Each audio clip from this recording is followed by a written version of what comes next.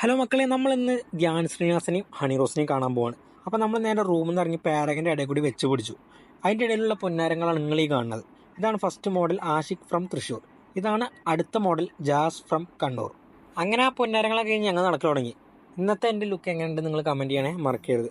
അങ്ങനെ പോകുമ്പോൾ കണ്ട ഒരു കാഴ്ചയാണിത്, ഓടാത്ത ഓട്ടർഷ. അപ്പം നമ്മൾ സിഗ്നലിലൊക്കെ നിന്ന് നേരെ പോസ്റ്റ് ഓഫീസിൻ്റെ അടുത്തെത്തി. പോസ്റ്റ് ഓഫീസിൻ്റെ ബാക്കിലായിട്ടാണ് നമ്മളെ ജയാസ് കിച്ചൻ്റെ ഇനാഗുറേഷൻ നടക്കുന്നത്. അപ്പോൾ നമ്മൾ നേരെ സ്പോട്ടിലെത്തി. അവിടെ എത്തിയപ്പോൾ അത്യാവശ്യം ചെറിയ തോതിലുള്ള തിരക്കൊക്കെ ഇങ്ങനെ ആയി വരുന്നുള്ളൂ. അങ്ങനെ 7 മണി മുതൽ 8 മണി വരെ അവിടെ മാനം നോക്കിയിരുന്നു. അപ്പോഴാണ് അവർ വരുന്നത്.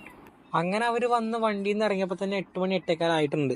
ആ സമയത്ത് തന്നെ അവിടെ അത്യാവശ്യം നല്ല ക്രൗഡായിട്ടുണ്ട്. അങ്ങനെ കുറച്ച് നേരം പരിപാടിയൊക്കെ നോക്കിയിരുന്നു. അവരെന്തൊക്കെയോ സംസാരിച്ചു. മൈക്കിന് സൗണ്ട് ഇല്ലാത്തതുകൊണ്ട് ഞങ്ങൾ ഒന്നും കേട്ടില്ല.